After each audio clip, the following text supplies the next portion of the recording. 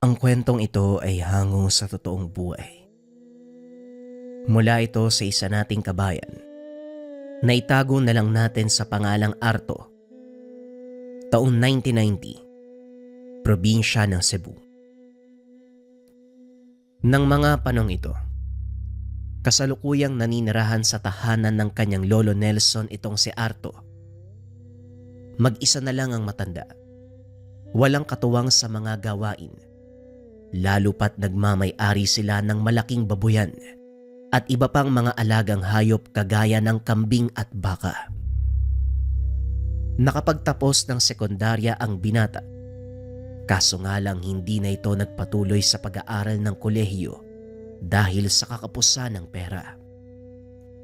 Sinubukan nitong maghanap ng trabaho sa syudad, ngunit hindi pinalad dahil sa kakulangan ng karanasan.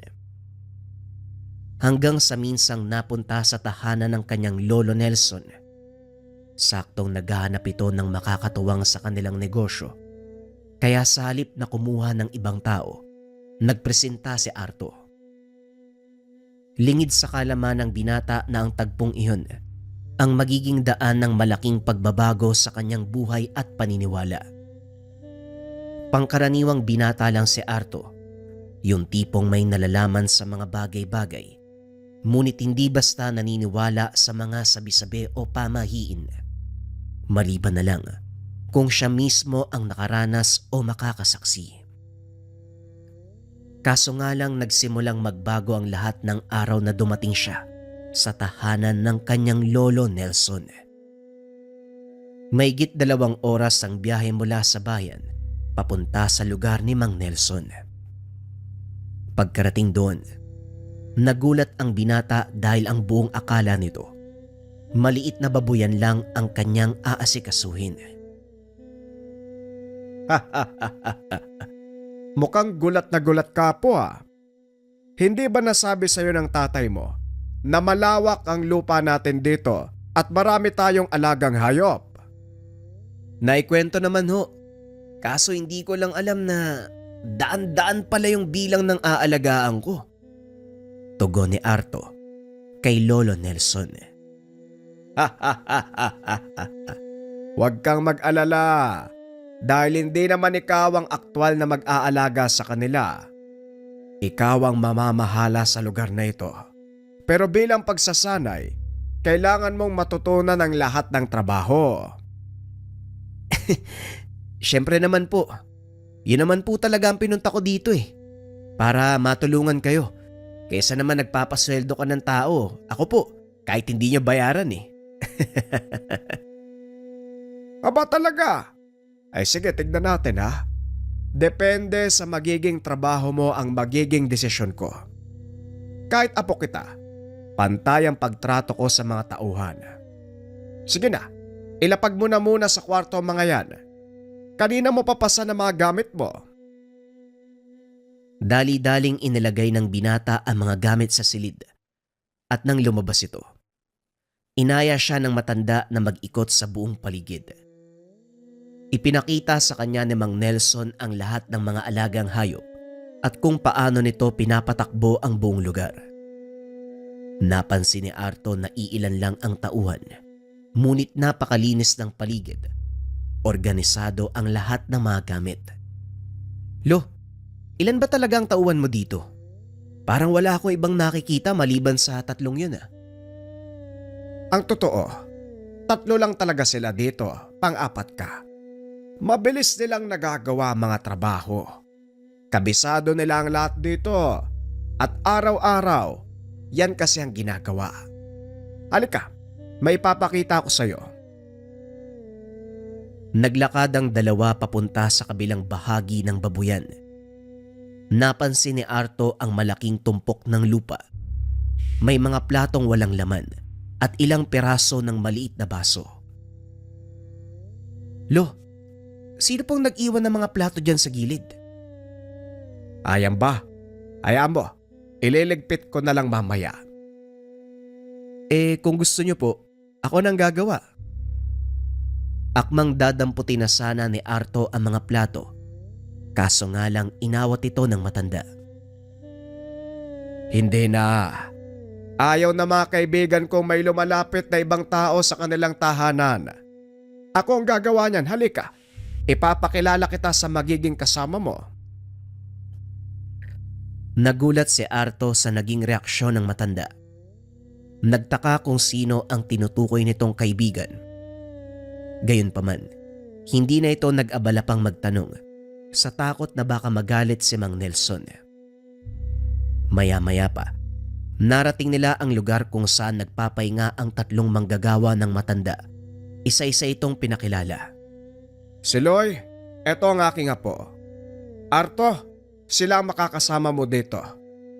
Si Siloy, Belen at ang binatang yon, si Obet. Maligayang pagdating sa aming munting bukid. Huwag ka mag-alala. Ituturo namin sa iyo mga gagawin. Sigurado naman ilang araw lang ay makakabisado mo na ito. Dahil paulit-ulit lang naman ang gagawin natin. Abay, oo nga naman. Sa umaga, lilinisin ang kulungan ng mga baboy. Tapos papaliguan mo sila at papakainin. Pagkatapos kumain, lilinisin mo ang mga pasungan at tatanggalin ang mga dumi.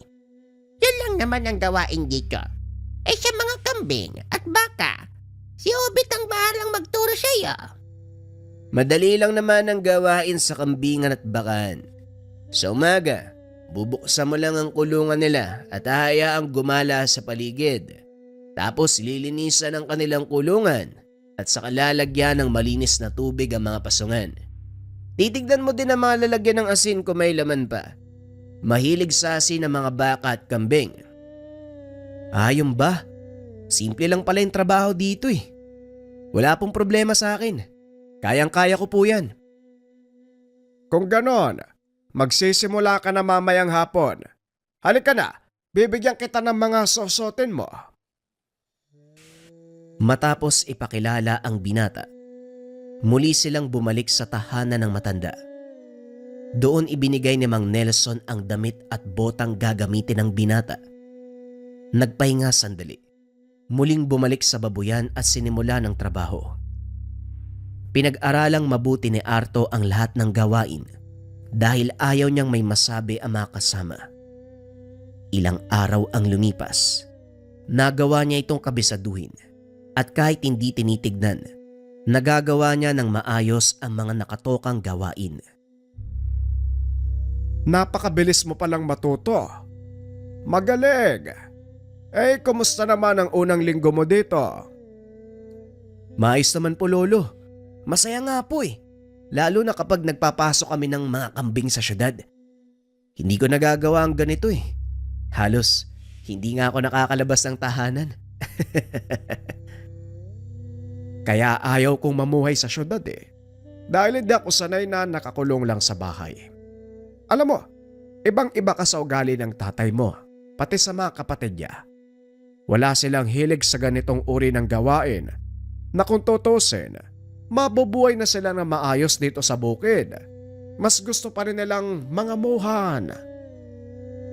Yan nga din po ang tanong ko kay tatay, Lolo. Malawak naman ang lupa niyo dito. Bakit hindi na lang yun yung pagtuunan niya ng pansin? Kahit papano naman, nauunawaan ko pa rin ang tatay mo. May sarili siyang iniisip at landas na gustong tahakin. Ayokong ipilit sa mga anak ko ang buhay na ayaw nila. Oo nga po, mahirap yung ganun. Basta ako, gustong gusto ko yung ganitong uri ng buhay. Simple, tahimik, malayo sa impluensya ng syudad. Tama ka po, mana ka nga sa akin. Ano, handa ka na bang pamahalaan ang lugar na ito? Nako, hindi pa siguro ngayon, Lolo. Marami pa akong dapat matutunan. Mahusay. Sige, ikaw ang bahala. Total ikaw naman ang nakakakilala sa sarili mo. Huwag kang mahihiyang magtanong kina Siloy at Belen. Opo, Lolo. Halina po kayo, mukhang didilim no. Baka bumagsak yung malakas na ulan. Aba oo nga, sige na. Mauna ka na sa bahay. Ayusin ko lang ang tahanan ng mga kaibigan ko. Baka abutin ng baha. Bagaman ilang beses nang nabanggit ni Mang Nelson ang tungkol sa mga kaibigan, hindi na nag-abala pa si Arto na magtanong. Dali-dali itong umuwi upang hindi mabasa. Saktong pagdating sa tahanan, bumuhos ang malakas na ulan. Nag-alala si Arto sa matanda, kaya nagpa siya ito na sunduin gamit ang payong. Marahang naglakad ang binata pabalik sa babuyan. Nakita nito si Mang Nelson na may hawak na pala at tila gumawa ng kanal sa paligid ng malaking umbok ng lupa. Lumapit si Arto, ngunit dahil sa malakas na tunog ng ulan, hindi ito napansin ng matanda. Narinig ng binata na may kung sino itong kinakausap. Naku Apong, pasensya ka na. Hindi ko naagapan yung pagbaha. Pinasok ba ng tubig ang bahay mo? Wika nito. Wala namang narinig si Arto, ngunit tuloy lang ang pakikipag-usap ng matanda. Mabuti naman kung ganon, hayaan mo. Magdadala ako mamaya ng mga tela na pwede niyong gawing sapin. Sige, uwi na ako. Hindi naman siguro aabot sa pinto ng bahay mo ang tubig, ano?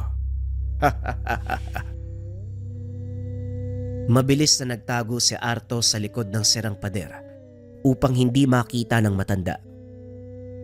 Dumaan lang ito sa kanya. Tuloy-tuloy na umuwi ng bahay upang hindi mahalata.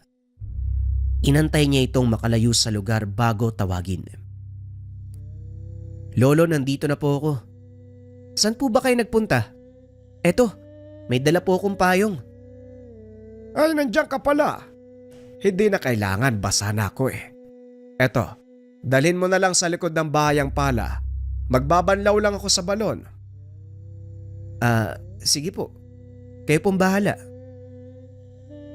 Nakahinga ng maluwag ang binata dahil hindi nalaman ni Mang Nelson na narinig siya ng apo habang nakikipag-usap sa kung sinong hindi nakikita. Nang mga sumunod na araw ay patuloy na inoobserba ng binata si Mang Nelson. Araw-araw itong nagdadala ng pagkain sa umbok ng lupa. Ang pinagtataka ni Arto, nauubos naman ang pagkaing inilalagay sa plato.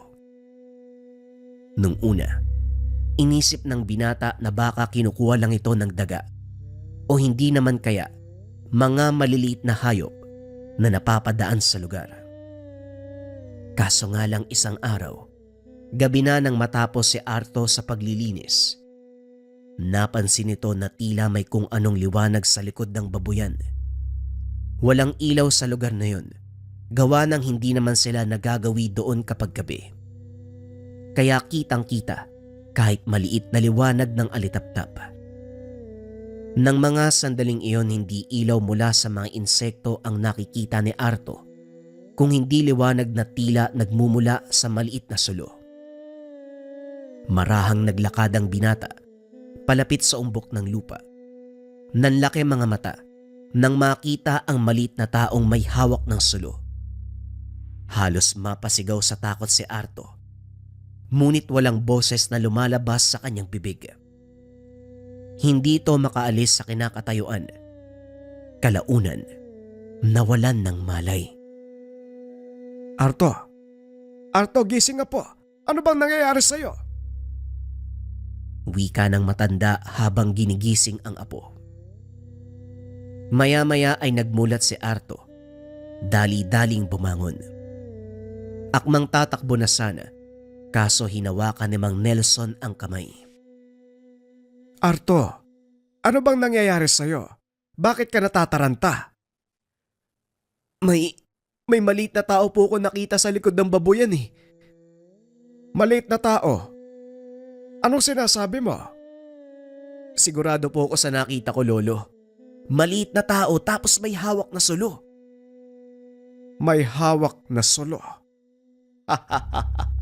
Paano magkakaroon ng ganon dito? Baka naman namamalikmata ka. Ang mabuti pa magpahinga na tayo. Alam kong pagod ka sa maghapong pagtatrabaho. Hindi, Lolo. Sigurado po ako sa nakita ko eh. Hindi ako namamalikmata. Nakita ko. Naglalakad sila papasok sa maliit na pinto. Doon sa may umbok ng lupa. Huwag mo nang ipilit ang mga sinasabi mo. Dahil walang ganun dito. Sige na nga, umuwi ka na ng bahay. Maglinis ka ng katawan. Wala nang nagawa ang binata, kundi sundin ang sinasabi ng matanda. Halata sa boses ni Mang Nelson na nagalit ito.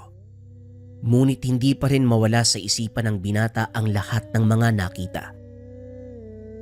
Nang gabing iyon, hindi dinalaw ng antok si Arto, kaya nakaiga lang ito. Lumilipad ang isipan, hindi mapakali sa mga nangyari. Sigurado ako sa mga nakita ko eh. Pero ano kaya yun? Hindi kaya yun yung kaibigan ni Lolo? Tanong ng binata sa sarili. Sa sobrang pag-iisip ay hindi na ito nakatulog. Hanggang sa sumikat ang araw, dali-daling bumangon ang binata upang simulan ng trabaho.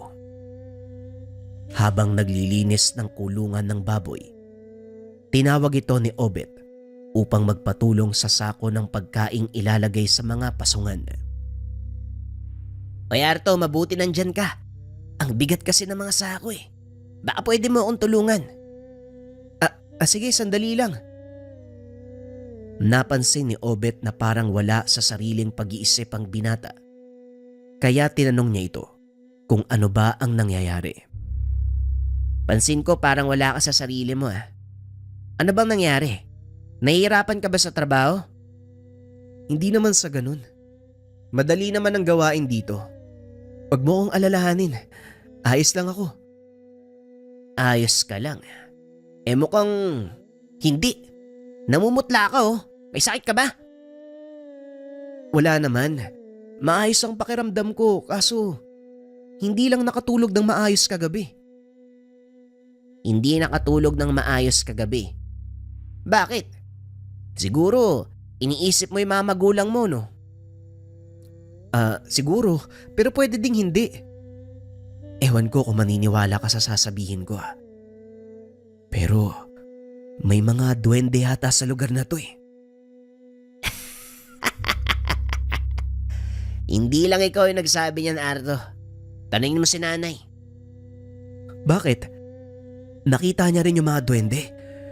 Pero hindi ako sigurado kung duwende nga sila. Maliit na tao tapos nakasuot ng damit na gawa sa balat ng hayop. Yon ang sabi ni nanay pero hindi ako naniniwala eh. Totoo ang nakita ko, Obet. Hindi lang ako sigurado kung duwende nga sila. Si nanay na lang yung tanungin mo, baka sakaling alam niya yung tungkol dyan. Sila'y mas matagal na nanirahan dito. Ilang buwan pa lang ako nagtatrabaho nung dumating ka eh. Pagkatapos ng trabaho, pinunta ni Arto ang nanay ni Obet, si Aling Belen. Arto, napadalaw ka. Tama-tama. May niluto akong kakanin. Halika. Kumain ka muna. Salamat po, Aling Belen. May itatanong po sana ako. Ano yan? Tungkol ba sa trabaho? Hindi po eh. Ang totoo niyan, hindi ako sigurado kung maniniwala kayo eh. Sabihin mo kung ano yan. May problema ka ba? Naniniwala po ba kayo sa mga duwende? Napangiti ang matanda. Naupo sa tabi ni Arto. Kung ganon, nakita mo din sila. Totoo pong nakita niyo yung mga duwende? Oo, Arto. Doon sila nakatira sa likod ng babuyan. Nandito na kami. Bago pa ibatayo ang babuyang ito.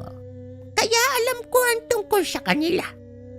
Lagi akong sinasabihan ni Obet at ang manong si Loima na mag-ingat sa tuwing pupunta sa likod ng babuyan dahil baka masyagi nila ang mga nilalang na nakatira doon. Pero hindi ako nakinig sa asawa ko. Kaya yon, kinabukasan na mag-aangka ng binti ko. Nagulat ang dalawa. Biglang nagsalita si Mang Siloy. Siloy, nandiyan ka pala. Kanina pa. Hinaan mo nga yung bunganga mo. Nandyan sa paligid si Amo, mamaya marinig ka. Magalit na naman sa'yo. Magalit? Bakit naman po magagalit si Lolo? Ayaw niyang pinag-uusapan ng tungkol sa mga duwende. Nagagalit daw ang mga yun eh. Kung ganun, alam din pala ni Lolo yung tungkol sa kanila. Hindi lang alam. Kaibigan niya ang mga yan. May pangalan pa nga siyang binabanggit. Parang apog o apong. Apong po, minsan ko nang narinig si Lolo. May kinakausap siya eh. Pero wala akong nakikitang ibang tao. Kami din naman, Arto. Ang akala namin noon na babaliw ng matandang yon. Piruin mo, nagdadala siya ng alay sa punsyo. Pag-uusap ng tatlo. Dito na napatunayan ni Arto na hindi siya namamalikmata. Alam niyang totoo ang mga nakita. Ngunit para hindi mapagalitan ni Mang Nelson, hindi ito nagpalata. Sa paglipas ng mga araw, wala namang nangyaring kakaiba. Kaso nga lang biglang nagkasakit si Ka Nelson. Dinala sa ospital. Naiwan si Arto upang pamahalaan ang lugar. Sumabay pa ang pagtama ng nakakahawang sakit ng mga baboy. Ang ilan sa mga biik, nakakasilang pa lang ay namatay. Hindi kinaya ng katawan ang karamdamang tumama. Hindi alam ni Arto ang gagawin ng mga oras na yun.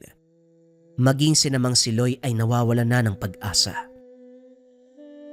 Sa ganitong kalagayan, mauubos ang ating mga alaga, Arto.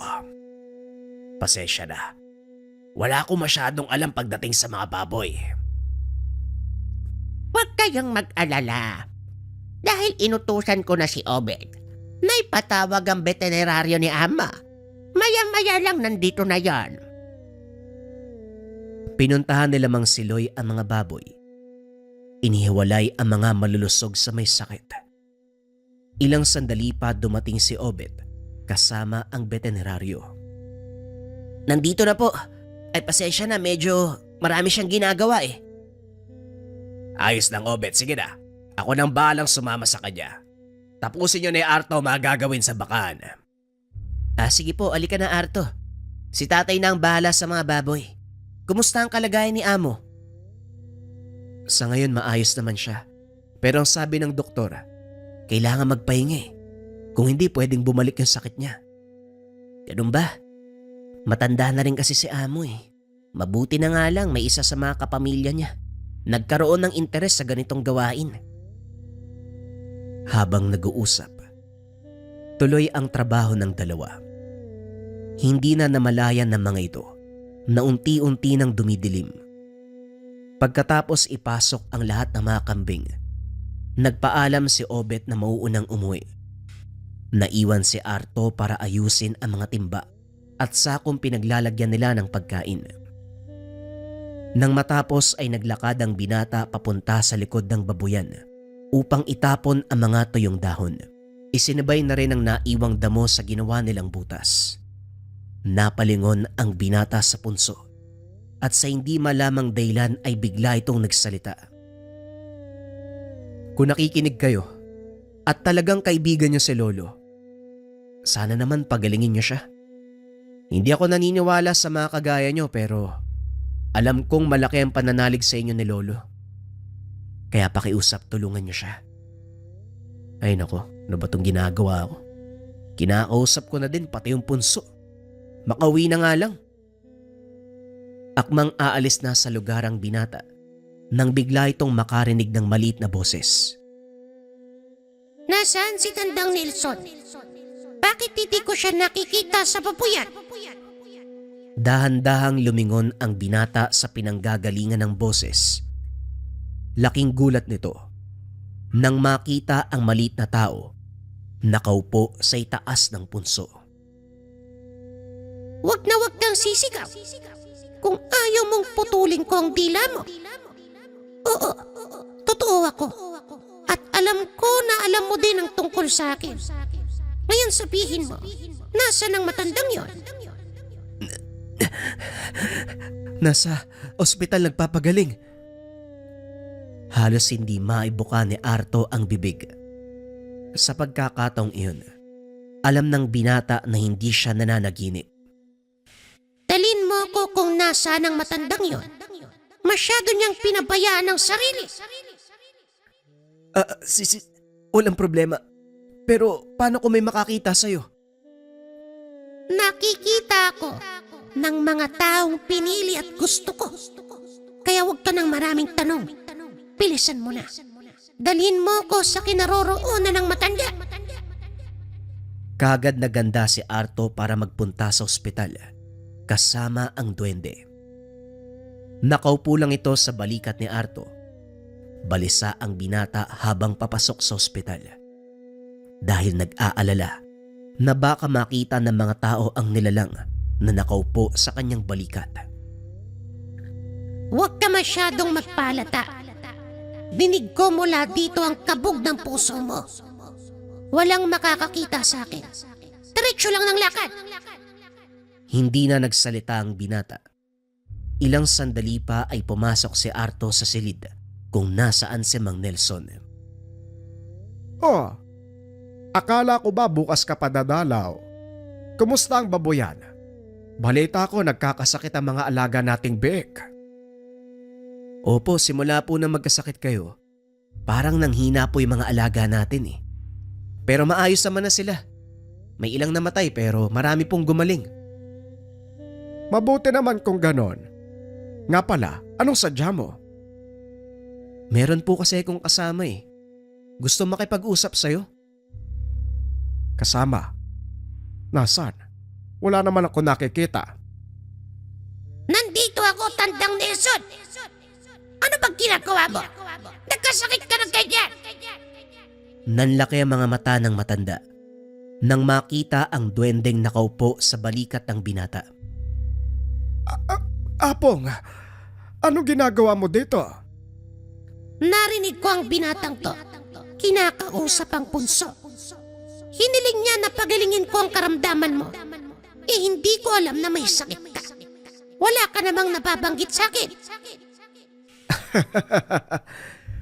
Pasensya na kung naabala ka, Apong. Hindi ko sinabi sa'yo dahil marami ka nang naitulong sa akin.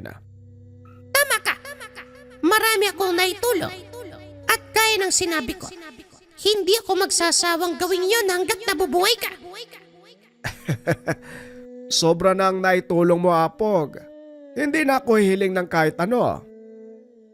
Hindi mo naman kailangang humiling dahil handa akong tumulong kahit hindi mo sabihin. Pag-uusap ng dalawa.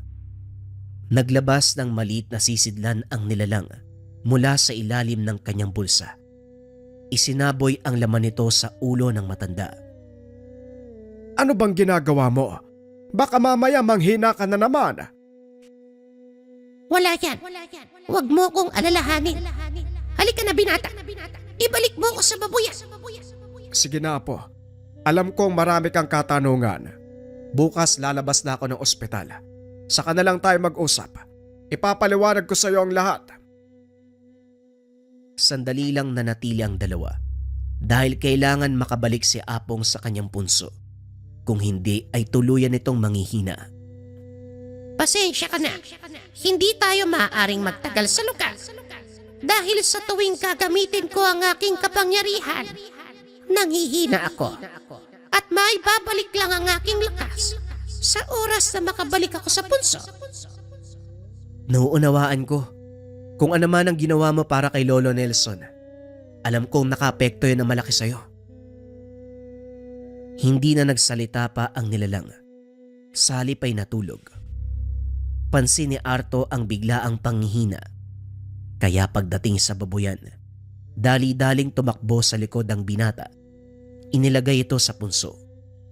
Kusang bumalik ang lakas ng duwende. Maayos na ang pakiramdam ko. Salamat. Alam kong marami kang gustong malaman. Kaya maaari mo nang itanong sa akin. Siguro hindi na. Sapat na sa akin ang ginawa mong tulong kay Lolo Nelson. Maraming salamat. Ikaw ang bahala. Si Tandang Nelson na lang ang magsasabi sa iyo. Sige na. Maaari mo na akong iwan. Magpahinga ka.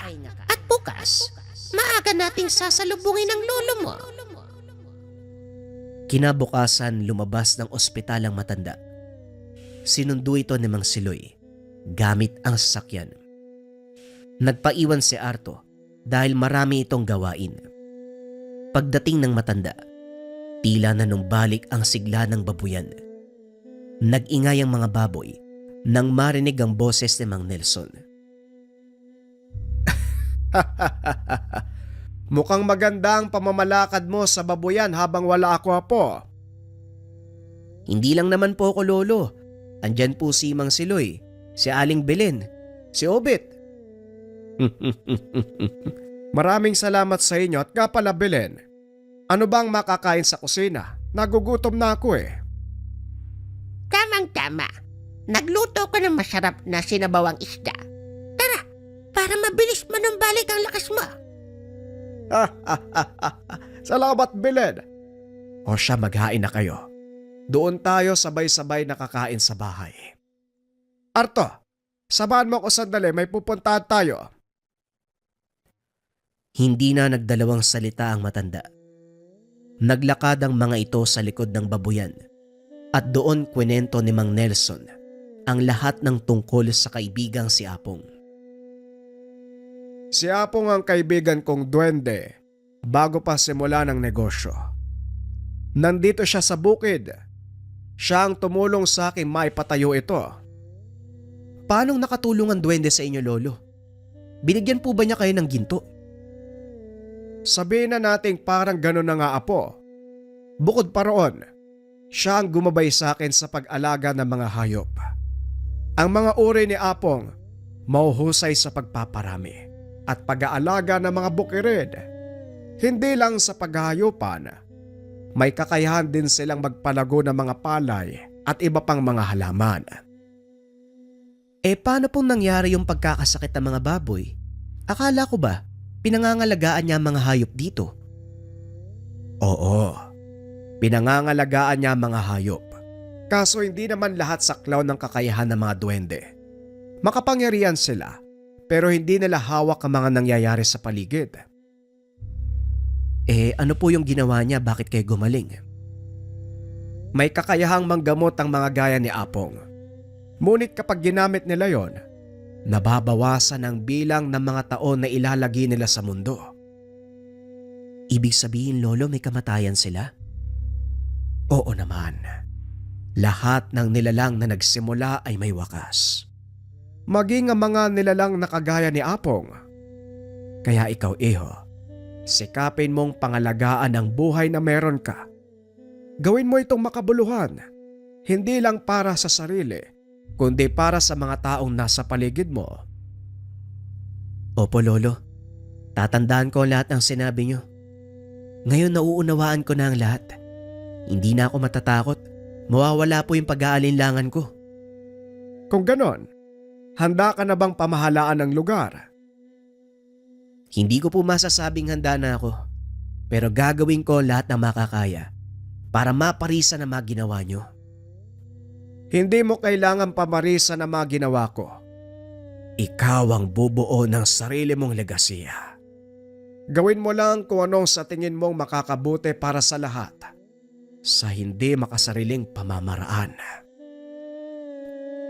Sa paglipas ng mga araw, unti-unting naunawaan ni Arto ang sinabi ng matanda. Hindi nagtagal, nagawang pangasiwaan ang buong babuyan. Sa paglipas ng mga taon ay lalong lumawak ang lupaing sakop ng taniman. Pinasok din ni Arto ang industriya ng asukal. Sa tulong ng kaibigang duwende, nakapagpundar ng malawak na lupain. Hindi nagtagal nagawa itong paunlarin ng binata. Nagpasya si Arto na mag-aral ng kursong sugar technology para mas maunawaan ang kalakaran ng industriyang pinasok. Hanggang sa tuluyan silang makilala bilang isa sa may pinakamalawak na tubuhan ng probinsya. Ilang taon pa ang lumipas ay tuluyang na maalam si Ka Nelson. Si Arto na ang nagpapatakbo ng naiwan nitong mga ari-arian. At bilang pagtanaw ng utang na loob sa matanda, tumatanggap ito ng mga trabahador sa layuning makatulong sa mga pamilyang kapuspalad. Kasabay ng pagkamatay ni Mang Nelson ay ang biglang pagkawala ni Apong.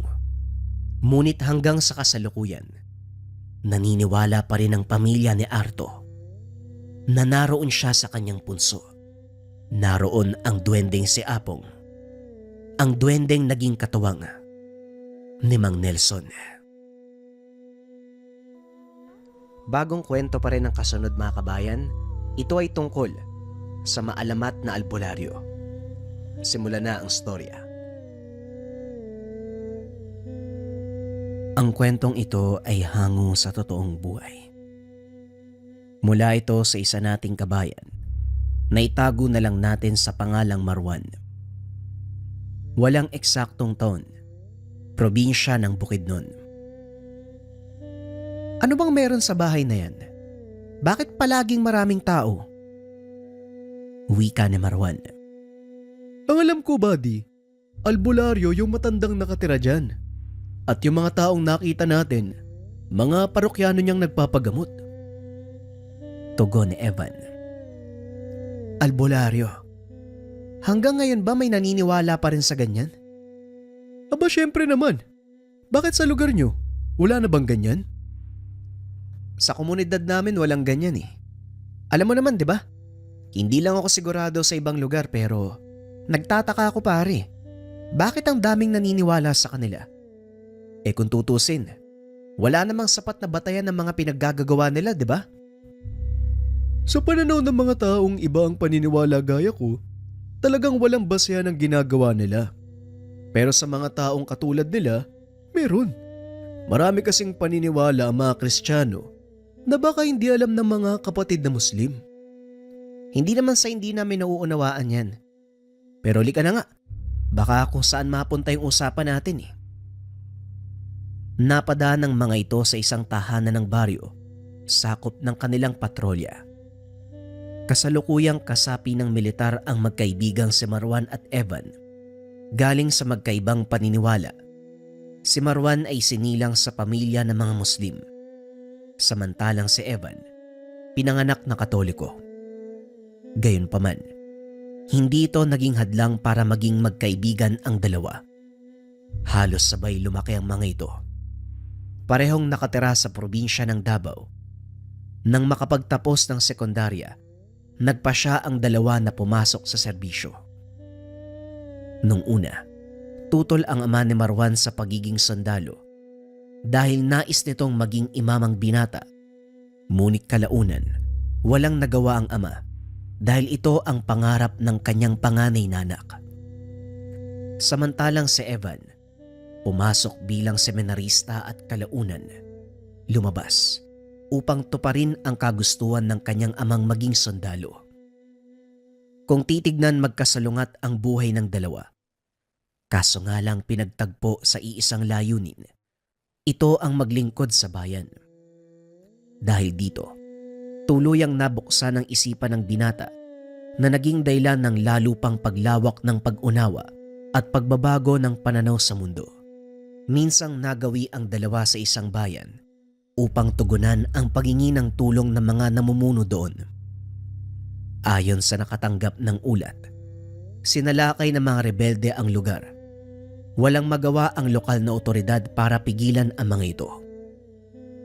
Medyo malaki ang problema sa bayang yun. May mga ulat na natanggap ang ating pamunuan na mahusay sa pakikipaglaban ng mga rebeldeng sumalakay. May ilan pang nagsasabi na hindi nila nagawang patayin ang mga ito gamit lamang ng bala at baril. Sandali lang, Sarento. Sinasabi mo ba, yung mga makakalaban natin hindi tinatabla ng bala? Ganun na nga, Marwan. Hindi ka panipaniwala pero yon ang natanggap ng ating ulat. Kaya mag-ingat kayo. Huwag magpadalos-dalos na kumprontay ng mga nakakarap nyo. Eh paano kung sila ang mauna? Ibang usapan na yan. Pero hanggat maaari, huwag na huwag kayong magsisimula ng komosyon. Nare-recommend ako sa gagawin nating operasyon. Huwag kayong magsusuot ng uniforme. Mabilis sila tayong makikilala. At yon ang iniiwasan ng mga superior. Eh teka, bakit naman po sa rento? Paano malalaman ng tao na mga militar tayo at hindi mga kaaway? Yan nga ang punto ng operasyon. Hindi kailangan malaman ng mga tao na kasapi tayo ng militar. Isa sa mga impormasyong natanggap natin, maaaring tagaroon lang din ng mga rebelde at nakikihalubilo sa mga mamamayan. Aba, mukhang mahirap nga yan ah. Pero teka, kung hindi tayo magsusot ng uniforme, paano tayo magdadala ng mga baril?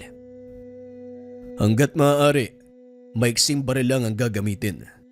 At isa pa, magpapatrolya lang tayo at magmamasid. Sinasabi ko lang sa inyo maaaring mangyari para kahit papano maging handa kayo. Matapos ibigay ang mga panuto, kaagad nang lumakad ang grupo.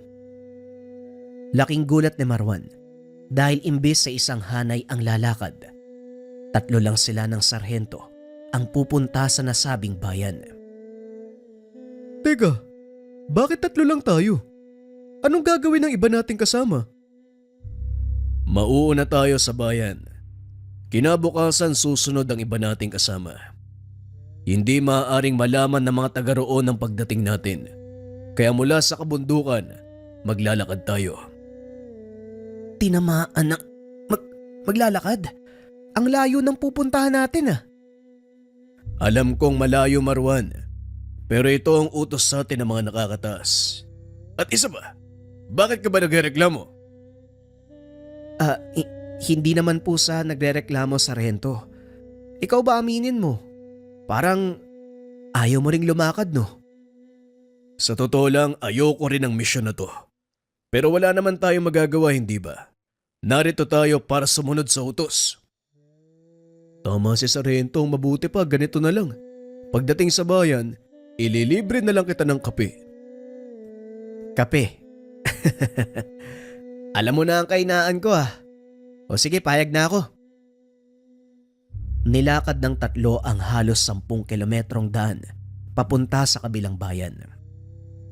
Pagdating sa lugar, wala namang nakitang kakaiba ang 3. Normal na araw lang to para sa mga mamamayan. May ilang pulis na nagpapatrolya, kaya kahit papano, panatag ang mga tao. Naganap ng lugar na mauupahan ng 3. Pumasok ang mga ito sa isang kapihan. O yan na ang kape mo, Marwan. Baka sabihin mo hindi ako tumutupad sa pangako eh. O na, sige na. Pero sarhento, mukha namang payapa dito ah. Wala naman ako nakikitang…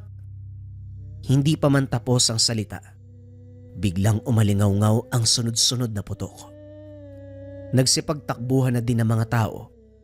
Nagsara ang ilang mga tindahan, maging ang kapiyang kinaroroonan nila. Kinausap ni Sargento Magno ang may-ari ng lugar. Sinabing makakasapi sila ng militar. Napanatag naman ito kaya hinayaan silang manatili. Gaya ng sinabi ko, wag na wag kayong magsisimula ng gulo. 3 lang ang bilang natin. Siguradong walang ligtas sa oras na masukol na mga kalaban.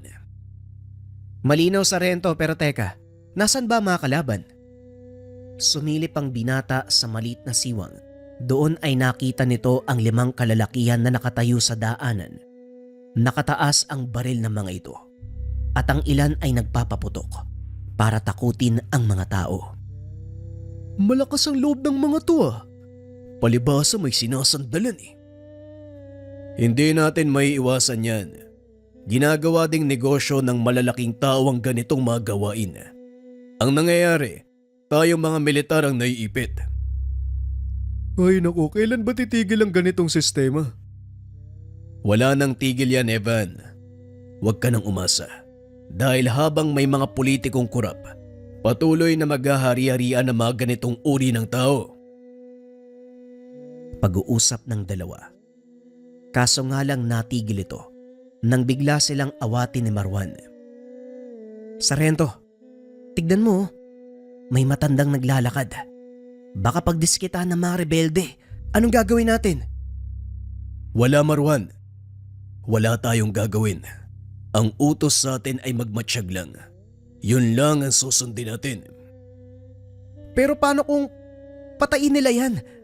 Teka, hindi ba yan yung matandang manggagamot doon sa baryo nung nakaraang araw? Oo nga no. Si Tandang Tobias. Naku naman, bakit nandito matandang yan? Walang magawa ang tatlo dahil sa utos ng nakakataas. Nanatili ang mga ito sa loob ng kapihan. Inobserbahan ang susunod na mangyayari. Patuloy na naglakad ang matanda. Nang lapitan ito ng isa sa mga rebelde at pahintuin. Tumigil ang matanda. Inilapag ang dalang sako. Tanda, anong ginagawa mo? Hindi ka ba natatakot sa amin? Parang ikaw lang yata ang hindi nagtago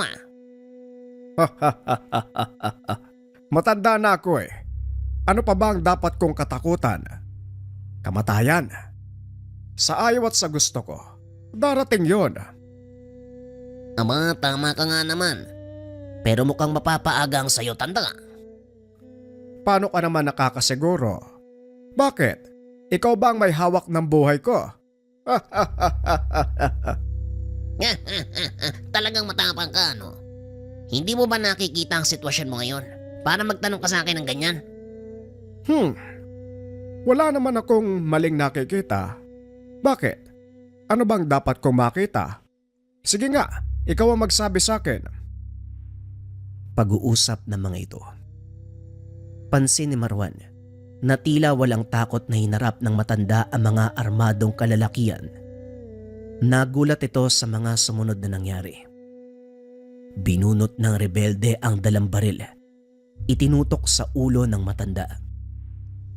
Kung pakalating ko kaya yung utak mo sa daan? Bakit hindi mo subukan? Ang tanong, pumuputok ba yung hawak mo? Ama, talagang hinahamon mo ko matanda ka, ha? Pues, pasensyaan tayo. Dahil mahilig akong pumatol kahit sa mga kagaya mo. Biglang kinalabit ng rebelde ang baril. Nanlaki mga mata ni Marwan dahil nakita nitong bumagsak ang matanda. Kaso nga lang ang nakakapagtaka, walang dugong kumalat sa lupa. Sinipa pa ito ng rebelde upang siguraduhin na wala ng buhay. Kaso nga lang laking pagtataka ng mga ito dahil hindi na tao ang nakahandusay sa lupa kung hindi puno ng saging. Anak nang, saan nagpunta yun? Ano nangyari? Biglang nataranta ang lahat maging sina Marwan. Kahit nakatitig ito sa kaganapan, hindi niya nakita kung paanong naging puno ng saging ang matanda. Anak ng sinabawang kamote. Paano nangyari yun?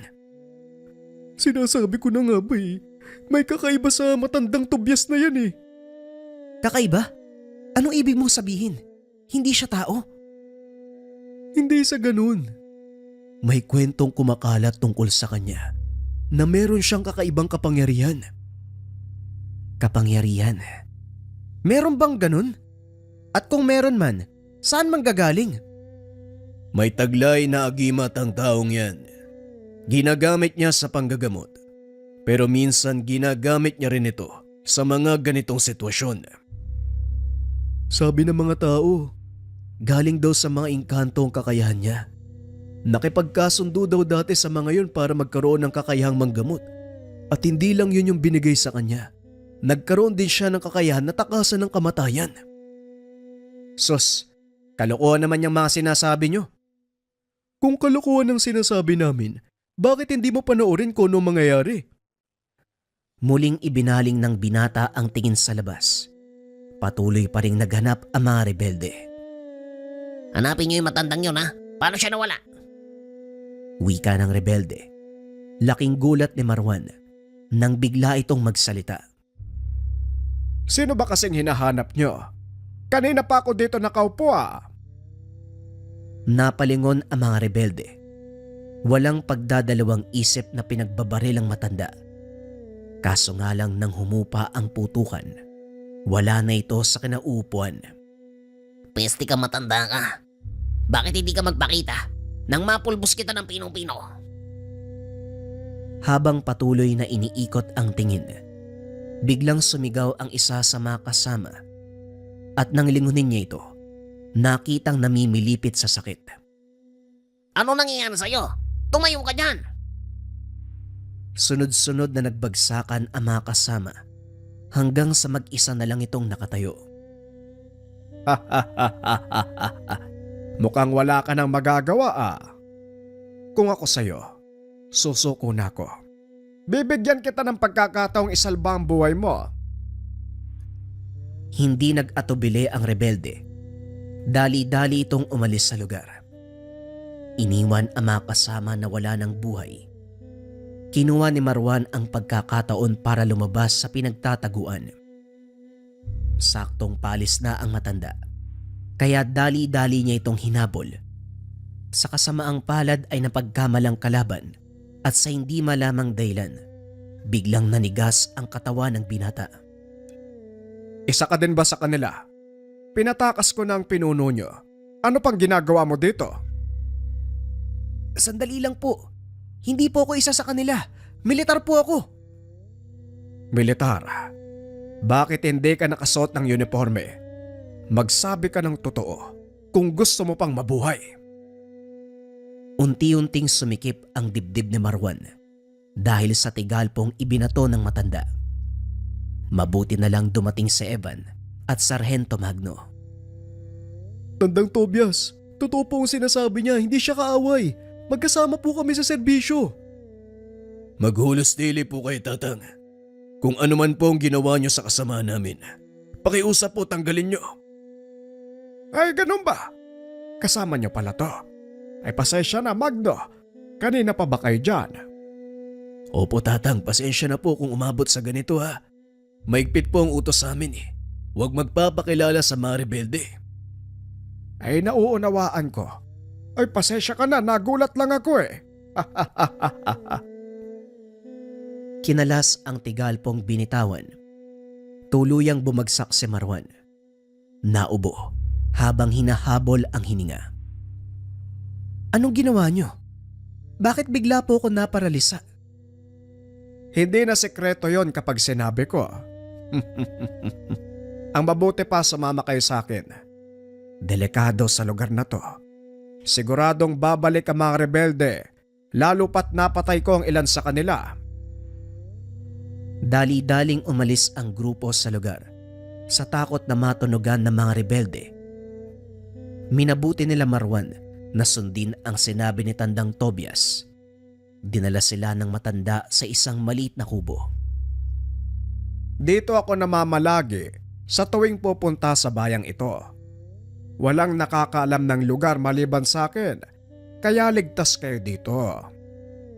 Maraming salamat, Tatang Tobias. Pero bakit kayo nandito? May pinunta na kong pasyente at saktong pag-uwi ko, nadaanan ko yung mga rebelde. Totoo pala ang sinasabi ng mga tao. Nagkalat na nga sila sa bayang ito. Kaya nga din po kami nandito para kumprontahin ang natanggap naming ulat. Kailangan naming itawag sa kampo ang nangyari nang sa ganun makapagpadala sila ng karagdagang puwersa. Sa palagay ko hindi na kailangan. Hindi na kailangan. Bakit naman po? Delikado mga taong yun. Siguradong may kasunod pang pagsalakayan.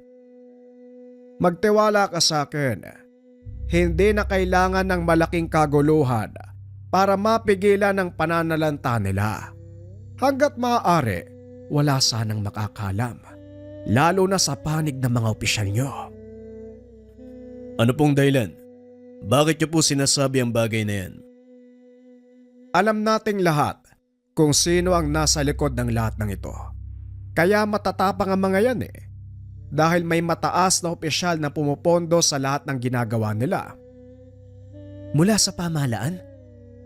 Hindi lang mula sa pamahalaan, kundi maging malalaking negosyante mula sa ibang bansa. Nakikinabang sila sa ganitong gawain, kaya naman pilit nilang pinagtatakpan ng mga nangyayari. At sa oras na makarating ito sa mga opisyal nyo, paniguradong malalaman din ito ng mga rebelde. Masasayang lang ang pagod nyo. Kung ganun, ano pong pwedeng gawin? Teka, sandali lang. Bakit kayo hihingi ng payo sa isang matanda?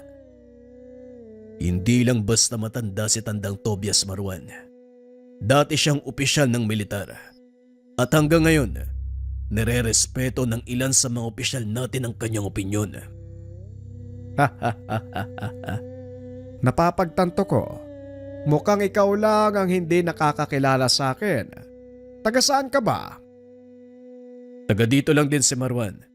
Kaso ngayon ka lang yan nakita at nakilala ng lubos. Ganun ba? Huwag kang mag-alala dahil hindi pa naman pumapalya mga plano ko.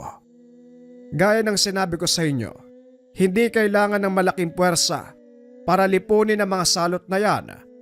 Kayong tatlo lang sapat na eh. Pagpapakamatay po yung gusto niyong mangyari, Tatang. Pasensya na, pero mukhang wala akong tiwala sa gusto niyong mangyari. Huwag kang mag-alala. Hindi ko naman hinihingi yung opinion mo eh. Magdo, anong masasabi mo? Kung ano po ang sa tingin niyong makakabuti, Tandang Tobias, yan po ang gagawin natin. O siya, maiwan ko na muna kayo dito. May asikasuhin lang ako. Matapos ang pag-uusap, umalis ang matanda. Hindi pa rin makapaniwala si Marwan sa mga nangyayari. Bagaman taliwas sa nakaugalian ang ginagawa ni Sargento Magno, wala itong magagawa kung hindi sumunod.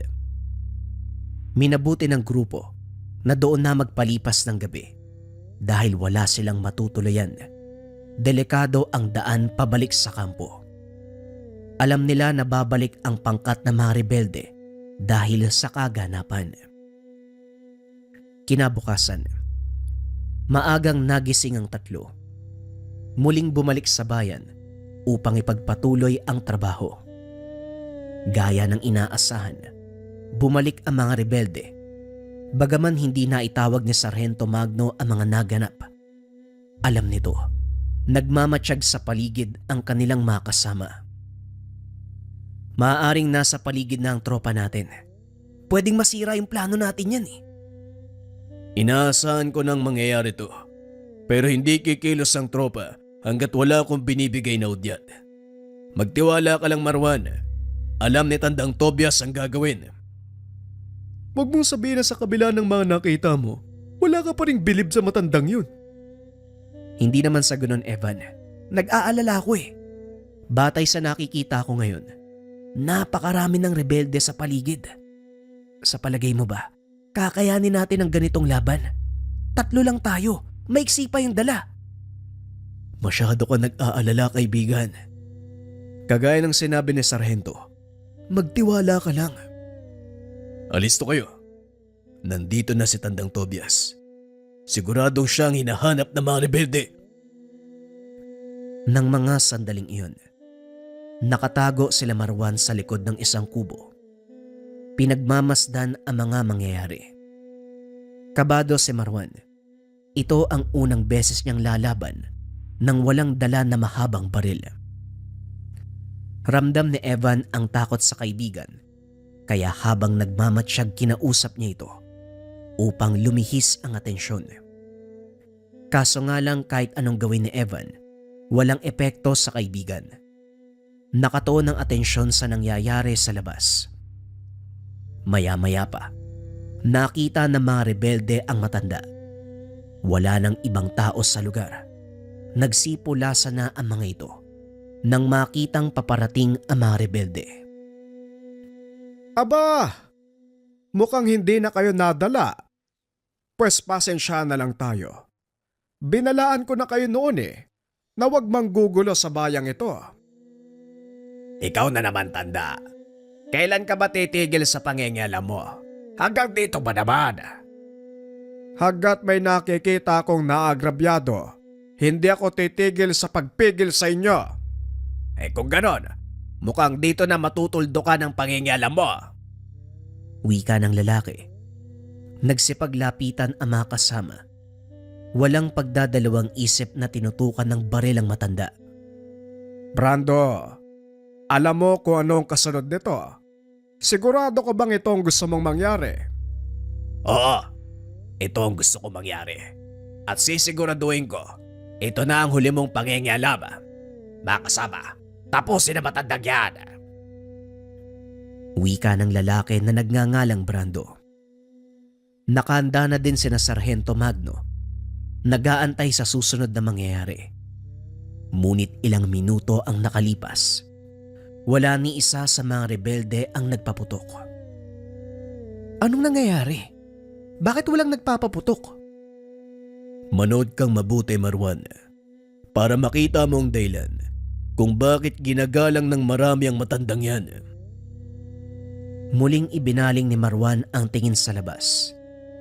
Nakitang isa-isang lumuluhod ang mga kalaban, maliban sa taong tinatawag nilang Brando. Anong problema?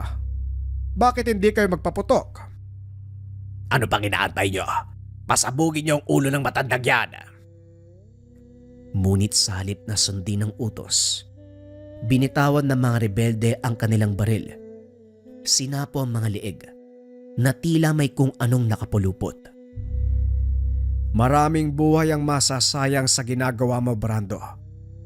Pwede nyo namang talikuran ng ganitong gawain, pero bakit ito ang pinili nyong buhay?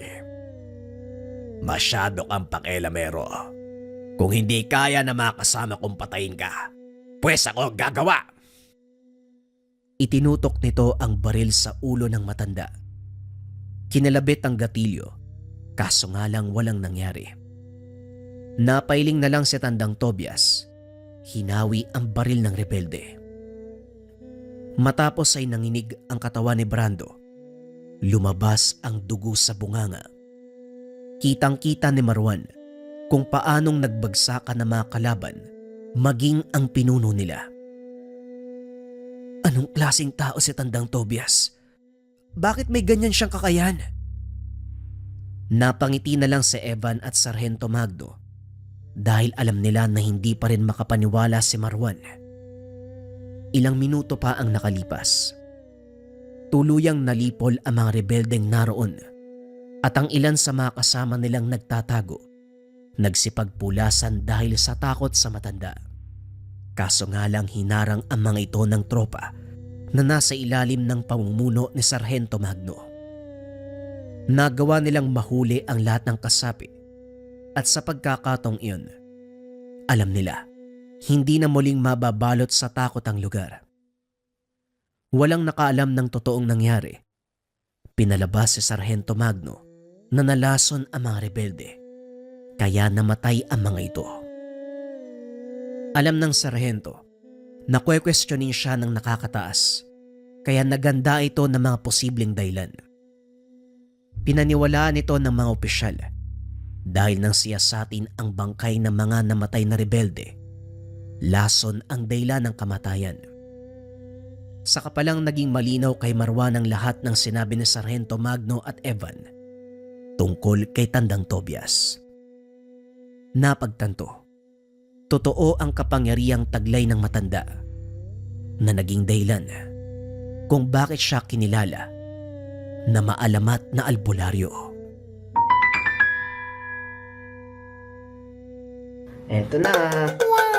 Incenso candle, new version natin mga kabayan, nakalagay sa can. Sobrang ganda ng itsura. Ayan, naka-laser engraved. We have 2 colors available. Ganun pa rin mga kabayan para sa ating incenso candle for cleansing. Meron tayong red version at syempre hindi mawawala yung ating yellow version.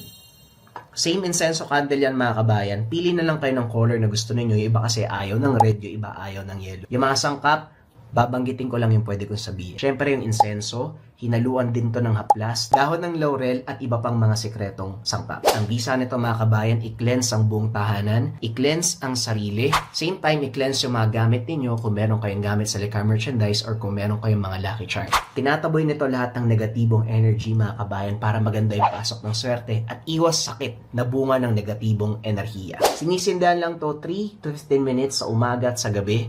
Kung 15 minutes mo sisindihan mga kabayan sa umaga at gabi, maaaring umabot to ng more than 1 week kasi nakalagay sa can. Kung interesado ka kabayan, isearch mo lang yung shop ng Likha Merchandise or pindutin yung yellow basket sa baba.